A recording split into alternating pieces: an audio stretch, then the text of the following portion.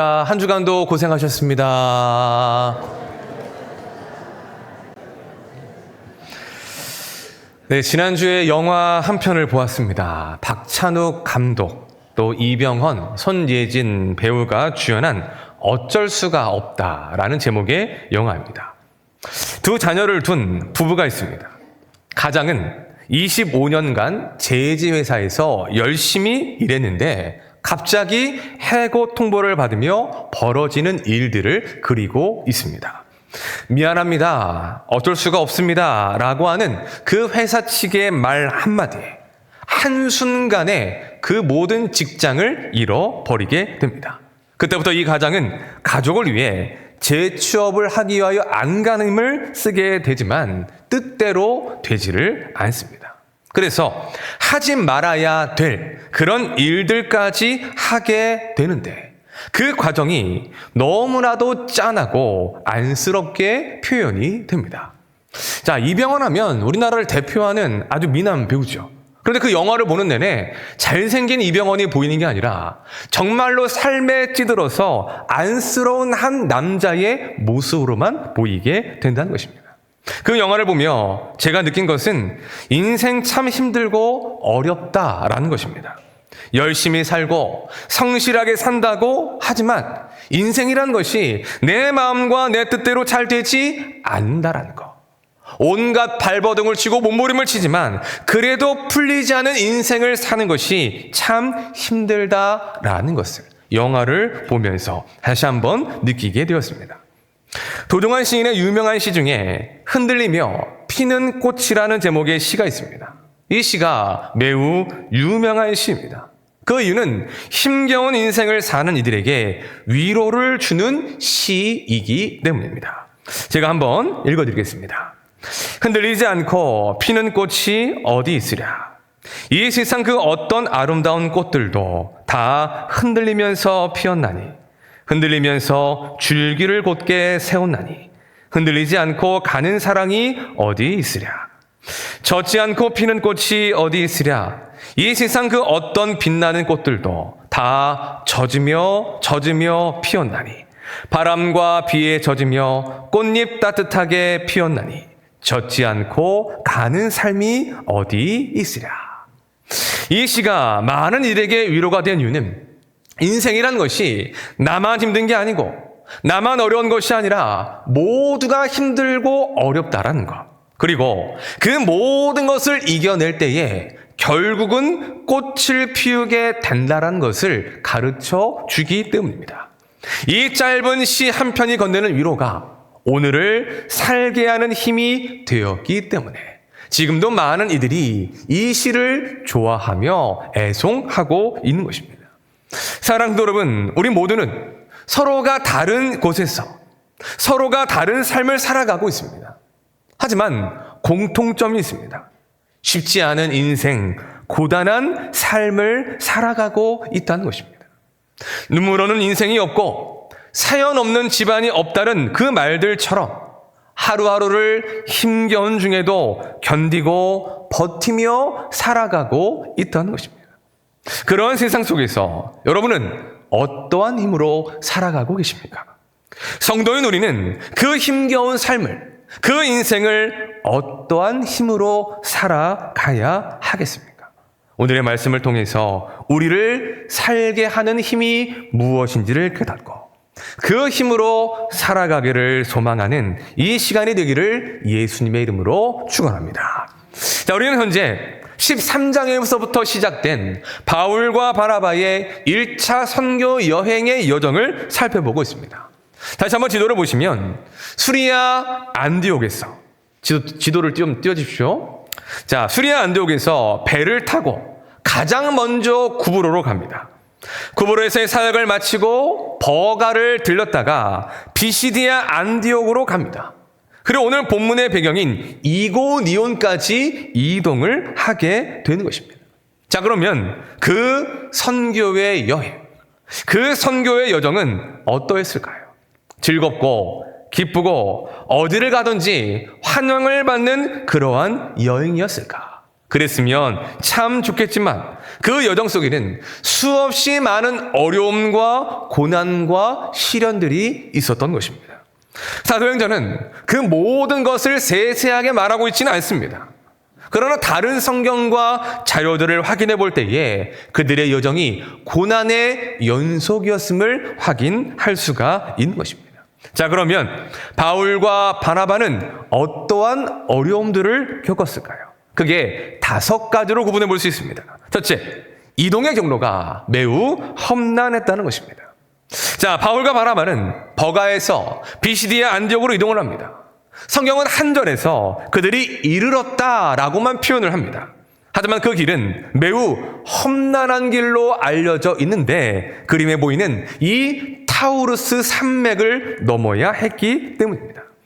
타우루스 산맥은 평균 해발이 2000m, 가장 높은 곳은 3000m가 넘는 높은 산들로 이어져 있다고 합니다. 거기에 급류가 흐르는 협곡까지 있습니다. 비시디아 안디옥으로 가는 길은 그 높은 산을 몇 번이고 올랐다가 다시금 협곡을 내려오는 길의 여정이었습니다. 급류에 휩쓸릴 수 있는 위험도 있었다는 것입니다. 지금도 이 버가에서 비시디아 안디옥까지로는 차로만 4시간이 꼬박 걸린다고 합니다. 그런데 워낙 길이 꼬불꼬불하고 올라갔다 내려갔다를 반복하다 보니 멀미를 안 하는 사람들도 멀미를 할 정도라고 합니다. 그러니 2000년 전에 바울과 바나바는 2발로서 그 길들을 걸어갔다면 그것이 얼마나 힘든 일이었겠습니까? 둘째, 강도의 위험이 있었습니다. 타우루스 산맥은 워낙 험했기 때문에 이 로마 군대의 통제력이 미치지 못했습니다. 역사적 기록에 의하면 이사우리아라는 이름의 부족과 산적이 있었는데 이 로마의 군대조차 상대하기 까다로울 정도였다고 합니다. 그런 이들에게 바울과 바나바와 같은 여행객들은 좋은 먹잇감이 되었을 것입니다. 고린도후서 11장 26절을 보면 이렇게 말씀합니다. 여러 번 여행하면서 강의 위험과 강도의 위험과 그가 겪었던 위험들을 이야기하고 있는데 강의 위험, 강도의 위험이 나오고 있습니다. 바로 이 1차 선교 여행 당시 그 여정에서 있었던 위험일 것이라고 추정을 할 수 있습니다. 셋째, 풍토병에 걸립니다. 우리 갈라디아서 4장 13절 말씀을 보겠습니다. 시작. 내가 처음에 너희가 아는 바라. 자, 갈라디아서는 갈라디아 지역에 있는 교회들에게 쓰는 편지입니다. 그 지역에 비시디아 안디옥 그리고 이고니온이 속해져 있습니다. 여기서 바울은 자신이 갈라디아로 가게 된 이유를 육체의 약함 때문이다라고 표현하고 있습니다. 이걸 근거로 학자들은 바울이 버가의 풍토병, 말라리아에 걸렸을 것이라고 추정을 합니다. 왜냐하면 버가는 낮고 습한 지대로 말라리아가 매우 성행하던 그런 도시였기 때문입니다. 그래서 풍토병에 걸렸을 때에 최선의 치료 방법은 무엇이냐? 그와 정반대의 환경으로 이동을 시키는 것입니다. 물론 그 과정은 목숨을 걸어야 될 일이었습니다. 말라리아에 걸렸던 바울은 그 치료를 위하여 목숨을 걸고 버가를 떠나 타우루스 산맥을 넘어 비시디아 안디옥까지 향하여 나아가게 된 것입니다. 감사하게도 하나님의 은혜로 치유가 되었고 그 땅에서도 복음의 사명을 잘 감당할 수 있었습니다. 넷째, 동역자였던 마가 요한이 중도에 이탈을 했습니다. 사도행전 13장 말씀을 보겠습니다. 시작. 바울과 및 동행하는 사람들이 바보에서 배 타고 밤빌리아에 있는 버가에 이르니 요한은 예루살렘으로 돌아가고. 자, 이 마가 요한은 오순절 마가의 다락방의 그 마가를 말합니다. 그리고 성경에 있는 사복음서에 가장 먼저 쓰여진 마가복음의 저자인 마가이기도 합니다. 그는 바나바의 조카였는데 그 관계로 인하여 이 선교팀으로 참여를 한 것입니다. 그래서 그 마가가 버가에 있을 때에 어떻게 합니까? 돌연 예루살렘으로 돌아갑니다. 말이 돌아간 것이지 이탈하고 도망을 간 것입니다. 성경은 마가가 도망친 그 명확한 이유를 설명하지는 않습니다. 하지만 버가에서 비시디아 안디옥으로 향하는 그 과정 속에서 이탈을 한 것을 볼 때에 앞서 우리가 보았던 그 세 가지의 위험들이 마가에게는 큰 위험과 두려움으로 작용을 했던 것 같습니다. 일단 이동의 경로가 너무나 험난하죠. 저 지대인 버가에서 저 높은 타우루스 산맥을 볼 때에 얼마나 높게 보였을까요? 저 산맥을 넘어야 한다는 것이 불가능한 것처럼 보여졌을 것입니다. 또 그 길 속에 강도의 위험이 있다는 것도 주변의 이야기를 통해 들었을 것입니다. 게다가 함께하고 있는 바울까지도 풍토병에 걸리기까지 했습니다. 그 모든 어려운 상황들을 본 청년 마가는 이런 생각을 했을 것입니다. 이러다가 나도 죽겠구나. 내가 풍토병에 걸려 죽든지, 저 산을 넘다가 죽든지, 산적을 만나 죽든지 나는 죽겠구나. 그래서 도망을 친 것이지요. 이런 마가의 탈은 바울과 바나바에게 큰 충격이었을 것입니다. 선교팀의 분위기, 그 팀워크를 깨고 그들로 하여금 힘을 빠지게 하는 요소가 될 수 있었던 것입니다. 그리고 마지막으로 유대인들의 박해가 있었습니다. 우리 14장 2절 말씀입니다. 시작. 그러나 순종하지 아니하는 이방인들의 마음을 선동하여 형제들에게 악감을 품게 하거늘.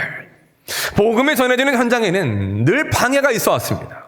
그런데 유독 유대인들의 박해가 점점 심해지는 상황입니다. 비시디아 안디옥에서도 그 유대인들 때문에 쫓겨남을 당했는데 이제는 이고니온에서 더욱더 조직적이고 심한 방해가 일어나고 있다는 것입니다. 바로 이 5가지가 바울과 바나바가 선교 여행을 하며 겪은 어려움들입니다. 말씀을 준비하며 이런 생각을 해보게 됩니다. 참 힘들고 고단했겠다. 여러분, 그 5가지 중에 한두 개만 있어도 얼마나 힘든 일입니까? 마가 요한이 중도에 도망을 간다고 했는데 그 심정이 이해가 될 만합니다. 사람 마음은 똑같다라는 말이 있습니다. 동일한 상황과 환경이 되면 사람들은 비슷한 마음과 생각을 가지고 행동을 한다는 것입니다. 무언가를 하고자 하는데 힘들고 어려운 일들이 오면 어떻게 합니까? 우리 마음 가운데에 해야 되나? 안 하고 싶은 마음이 든다는 것입니다. 그래도 다시금 힘을 내어서 하는데 또 다른 어려움과 또 다른 문제를 만나게 되면 그때에는 포기하고 싶은 마음, 이 길이 아닌가 보다라고 하는 그런 마음이 들기도 한다는 것이죠. 그게 사람의 마음이고 마가 요한이 바로 그런 마음에서 도망을 친 것입니다. 자, 그렇다면 바울과 바나바는 안 힘들었을까요? 그들에게 놓여진 그 수많은 위험, 그 고난, 그 시련들을 마주했을 때에 우리도 잊지 말고 포기할까? 마가처럼 우리도 예루살렘으로 돌아갈까? 너무 힘든데 우리 계속 해야 되나? 이런 마음이 없었을까요? 저는 충분히 있었을 것이라고 생각합니다. 왜냐? 그들도 우리와 똑같은 사람이기 때문입니다. 바람에 흔들리고 비에 젖는 우리와 같은 인생을 살아간, 병에 걸리면 아프고 오래 걸으면 힘들고 피곤한 우리와 같은 사람들이기 때문이라는 것입니다. 하지만 바울과 바나바는 포기하지 않습니다. 그럼에도 불구하고 그 사명의 자리를 지키며 더욱 힘을 내어 주의 일을 감당하는 것을 보여준다는 것입니다. 무엇이 그들로 하여금 그러한 삶을 살 수 있게 했을까요?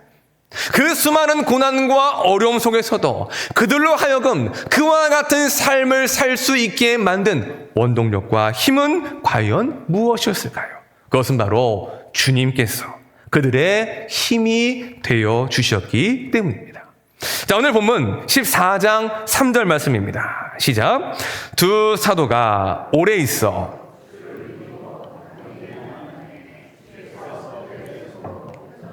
기사를 행하게 하여 주사 자기 은혜의 말씀을 증언하시니. 아멘. 성경이 뭐라고 말씀하고 있습니까? 두 사도가 주를 힘입었다라고 말하고 있습니다. 그들이 그 수많은 어려움, 그 수많은 고난을 겪으면서도 그 주어진 사명을 감당할 수 있었던 이유가 무엇이냐? 주를 힘입었기 때문이라는 것입니다. 곧 그들의 주님께서 힘의 근원이 되어주셔서 그들로 하여금 계속해서 그 일들을 감당할 수 있도록 힘과 용기를 허락해 주셨다는 것입니다. 그렇다면 주를 힘입었다라는 것은 어떠한 의미일까요? 첫째, 주님이 함께 하셨다라는 것입니다. 힘입어라고 하는 이 원어적인 의미는 위에, 가까이에, 함께라는 뜻의 전치사입니다. 즉, 주님께서 그들 위에 계셨다, 그들 가까이에 계셨다, 그들과 함께 하셨다라는 것입니다. 그들이 가는 모든 여정 속에 주님은 함께 하셨고, 그들이 어려움을 당할 때도, 그들이 힘있게 사역을 감당할 때도 주님은 언제나 그 자리에 그들과 함께 하셨다는 것입니다. 언제나 어디서나 주님이 함께하고 계신다라는 것을 알고 믿었기에 그것이 그들에게 큰 힘이 될 수가 있었던 것입니다. 한자로 사람의 자를 보면 이렇게 생겼습니다. 짝대기 두 개를 서로 기대어 세워놓은 그런 모양새입니다. 왜 이러한 모양이 사람을 상징하느냐? 이것은 사람의 삶을 나타내고 있다는 것이죠. 즉, 사람은 어떤 존재냐? 혼자서는 설 수 없는 존재라는 것입니다. 반드시 서로를 의지하고 기대야만이, 서로에게 힘이 되어주는 존재가 되어야만이 이 땅을 살아갈 수 있는 존재가 바로 사람이라는 의미가 바로 그 한자에 담겨져 있는 것입니다. 그래서 우리가 힘겨운 일을 겪을 때 누군가 내 옆에 있다는 것, 함께하고 있다는 것만으로도 얼마나 큰 위로와 힘이 되는지 모릅니다. 남편과 아내가 있다는 것, 함께하는 가족이 있다라는 것, 또한 마음을 나눌 수 있는 친구가 있다라는 것, 내 마음을 위로해주는 신앙의 동역자들이 있다라는 것, 그 함께함이 우리에게 힘이 된다는 것이죠. 그런데 주님이 함께 하신다면 어떻겠습니까? 전능하신 하나님께서 늘 우리 위에 계시고 그 전능하신 하나님께서 늘 우리의 가까이에 계시며 우리의 함께 하심을 믿는다면 어떻겠습니까? 사람이 주는 위로, 사람이 주는 힘과는 비교할 수 없을 만큼의 하늘의 위로와 하늘의 힘을 얻을 수가 있게 된다는 것입니다. 어떠한 상황과 어떠한 실패에서도 다시금 일어설 수 있는 힘, 다시금 도전할 수 있는 그와 같은 용기와 힘을 함께 하시는 주님으로부터 우리는 얻을 수가 있게 된다는 것입니다. 자, 두 번째는 주님의 능력을 공급받았다는 것입니다. 3절을 보면 주님께서 그들의 손으로 표적과 기사를 행하게 하십니다. 또 그들을 통해 하나님 자신의 은혜의 말씀을 담대히 증언하게 하셨다라고 말씀하고 있습니다. 즉, 주님께서는 바울과 바나바에게 당신의 능력을 공급하여 주셔서 그들이 할 수 없는 일들을 가능하게 하시고 그들에게 맡겨주신 사명을 감당케 하셨다라고 말씀하고 있는 것입니다. 우리 함께 빌립보서 4장 13절 말씀을 보겠습니다. 시작. 내게 능력 주시는 자 안에서 내가 모든 것을 할 수 있느니라. 아멘. 여러분 믿으십니까? 이 말씀은 바울의 신앙의 고백입니다. 자신의 인생을 돌아보았을 때에 수많은 어려움들과 고난들이 있었습니다. 포기하고 넘어지고 좌절할 만한 수많은 상황들이 있었습니다. 그럼에도 여기까지 올 수 있었던 이유, 그 가운데서도 주님의 사명을 잘 감당할 수 있었던 것은 내 힘과 내 능력이 아니라 나에게 능력을 주시는 주님께서 계셨기 때문에 가능했음을 고백하고 있는 것입니다. 주님을 힘입었다라는 말이 바로 이러한 주님의 능력을 공급받았다라는 뜻이 되는 것입니다. 그리고 마지막 세 번째, 본이 되신 예수님을 바라보았다는 것입니다. 우리의 인생에서 꼭 지나가야 하는 일들이 있습니다. 누구나 겪게 되는 일들이죠. 그런데 그것이 때로 우리에게 어려움이 될 때가 있습니다. 학생들에게는 시험과 입시가 그렇습니다. 요즘 애들 보면 불쌍합니다. 노는 시간 없이 학교와 학원에 매여서 매일같이 공부를 해야 되는, 매일같이 시험에 휩싸이는 그들의 인생을 볼 때 너무나 안쓰럽습니다. 그러나 그 또한 그들이 감당해야 될 몫이라는 거죠. 청년들에게는 취업과 결혼이 그렇습니다. 또 결혼한 이들에게는 부부의 관계, 자녀 양육 등이 그렇다는 것입니다. 자, 이 자리에 계신 분들 중에 여러분 자녀를 키우는 게 쉽습니까? 어렵습니까? 어렵죠. 왜 어려워요? 말을 들어요, 안 들어요? 안 듣죠. 그렇죠? 무슨 말을 하면 부모의 말을 안 듣습니다. 부모를 무시하기도 합니다. 그래서 그 자녀를 키우는 게 참 어렵습니다. 내 배 아파서 나았는데 왜 그렇게 속을 썩이는지, 왜 그렇게 내 마음을 상하게 하는지 눈물 없이는 자녀를 키워낼 수가 없다는 것입니다. 누구나 거치는 인생의 과정이지만 우리 모두는 다 한 번씩 처음 겪는 일들이기 때문에 늘 어렵게 다가온다는 것입니다. 그때에 용기가 되고 힘이 들 때가 있는데 그 길을 먼저 걸어간 선배들을 볼 때입니다. 자녀를 키우면서 힘들 때에 누구를 떠올립니까? 엄마를 떠올립니다. 아빠를 떠올립니다. 우리 엄마 아빠도 이렇게 힘들게 나를 키웠겠지 라고 하며 그때의 부모의 심정을 이해하게 된다는 거죠. 그리고 또 한편으로는 우리 부모님도 이렇게 나를 잘 키워주셨는데 나도 내 자식, 내 아들, 내 딸 잘 키워야지라고 하는 그 힘과 용기를 엄마, 아빠를 생각하며 얻게 된다는 것입니다. 또한 그들이 말하였던 그 삶의 지혜, 어떻게 이겨내는지를 우리가 함께 나누며 듣게 될 때에 우리도 할 수 있다는 용기와 힘을 얻게 된다는 것입니다. 지금 바울과 바나바에게 예수님이 바로 그러한 선배가 되십니다. 우리가 가야 될 길에 살아야 될 삶의 본이 되어 주신다는 것입니다.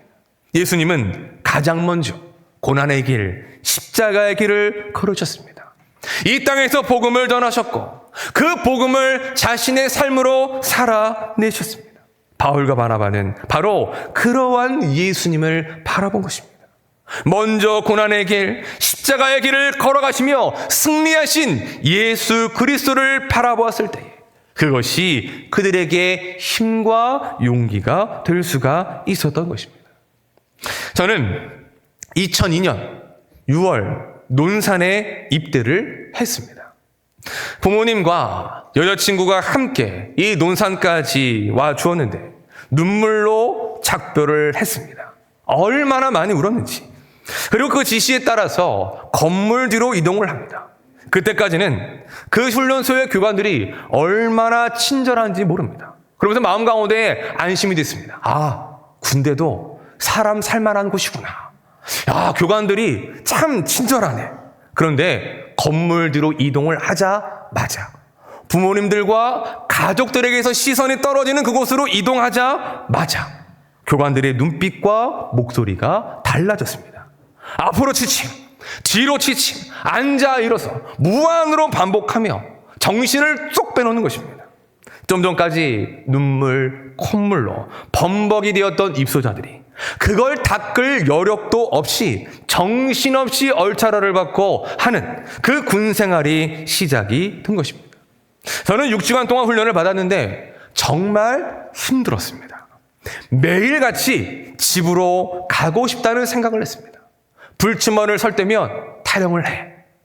이거를 내가 어떻게 2년을 버티지? 라고 하는 마음 쓰고 집으로 가고 싶다라는 마음이 늘 굴뚝까지 쏟아올랐습니다. 그때마다 제가 누구를 떠올리며 이겨냈는지 아십니까? 먼저 군대를 갔던 친구들이었습니다. 저보다 먼저 군대에 가서 그 모든 훈련의 과정을 마치고 이등병 작대기를 달고 휴가 나왔던 그 친구들이었습니다. 그때는 몰랐습니다. 이렇게 힘이 든지. 야, 너같이 연약한 애가 어떻게 훈련을 받았냐 이게 아니라 야, 그거 누구나 하는 거 아니냐라고 그 친구들을 조롱하고 놀렸던 그 일들을 후회했습니다. 그 친구들을 떠올리며 야, 쟤도 했는데 나도 해야지, 나도 해내야 된다라는 그러한 마음으로 버티며 힘을 낼 수가 있었던 것입니다. 바울과 바나바도 그랬을 것입니다. 수많은 어려움들 속에서 포기하고 싶은 마음이 들었을 것입니다. 그럴 때마다 그들은 먼저 그 길을 가신 예수님을 생각하고 바라본 것입니다. 나를 위해 고난의 길, 십자가의 길을 걸으신 주님을 바라보며 힘을 얻었고, 이제는 우리가 그 주님을 위하여 이 길을 걸어야겠다라는 그 처음 마음을 회복하며 그 길을 묵묵히 걸어갈 수가 있었던 것입니다. 바울과 바나바는 정말 힘겨운 고난들을 겪었습니다. 그럼에도 그들이 포기하지 않을 수 있었던 이유, 사명을 감당할 수 있었던 이유, 그들을 다시 일어서게 하고 그렇게 살 수 있게 하는 힘이 무엇이었습니까? 바로 주님이셨다라는 것입니다.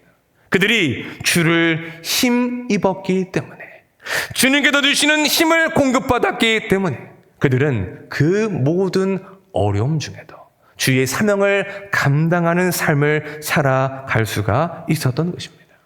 언제나 우리와 함께 하시는 주님, 우리에게 능력을 주시는 주님, 먼저 보내주셔서 그 십자가의 길을 거시며 승리를 우리에게 허락하여 주신 그 주님을 바라보았을 때에 주님께서 그들에게 큰 용기와 힘을, 오늘을 살아갈 수 있는 힘을 그들에게 주신 것입니다.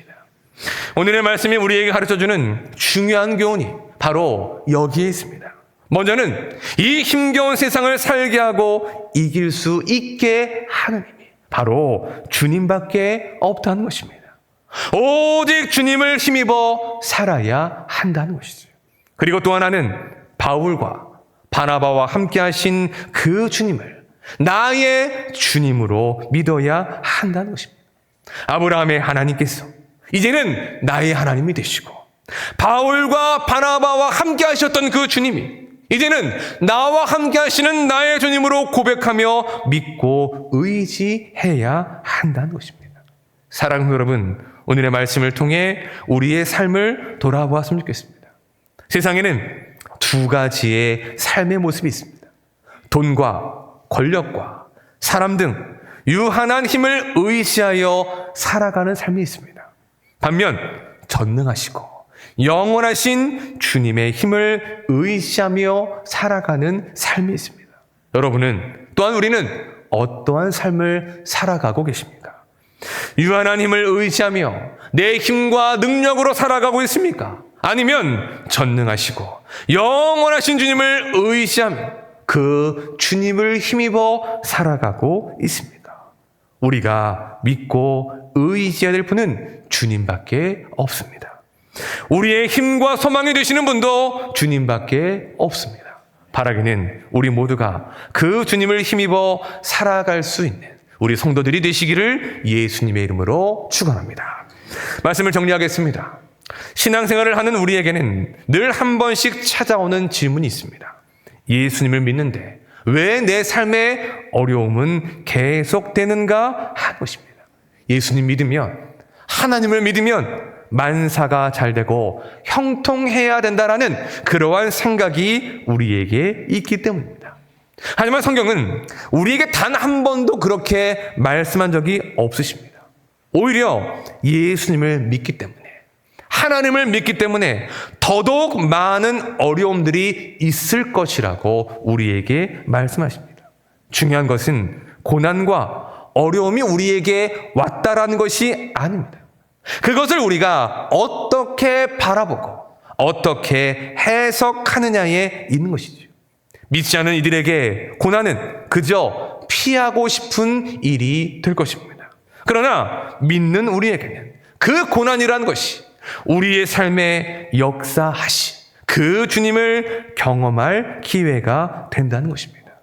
성경 속에 계시는 그 주님이 이제는 나의 주님이 되는 기회, 그 주님께서 언제나 항상 나와 가장 가까이에 계신다라는 것을 확인할 수 있는 기회, 주님께서 부어주시는 그 능력을 공급받을 수 있는 기회, 다시금 우리 주님만을 바라볼 수 있는 그와 같은 기회가 우리의 삶에 처해진 그 고난과 어려움들을 통해 우리에게 찾아오게 된다는 것입니다. 어쩌면 하나님은 그 일을 위해서 우리에게 원치 않는 어려움과 고난과 시련을 허락하시는지도 모릅니다. 우리 함께 마지막으로 말씀 한 구절 보고 말씀을 마치겠습니다. 로마서 8장 7절입니다. 시작. 그러나 우리는 그분을 힘입어서 이기고도, 우리 다시 한번 읽어보겠습니다. 시작. 그러나 우리는 이 모든 일에서 우리를 사랑하여 주신 그분을 힘입어서 이기고도 남습니다. 아멘. 사랑하는 성도 여러분, 우리가 주님을 힘입는다면, 주님만을 우리의 힘과 소망으로 삼는다면, 우리는 어떠한 모든 일들 속에서도 이기고도 남게 될 것입니다. 힘겹고 어려운 세상 속에서 내 힘으로 살아가려고 발버둥 치지 마십시오. 우리가 힘이 든 이유는 내 힘으로만 살려고 하기 때문일 수도 있습니다. 그걸 내려놓고 우리의 가장 가까이 계시는 주님을 바라보고 주를 힘입어 살아가는 삶이요, 오직 주님만을 바라고 의지하며 살아갈 수 있는 신실한 하나님의 자녀들이 될 수 있기를 예수 그리스도의 이름으로 간절히 축원합니다. 이 시간 함께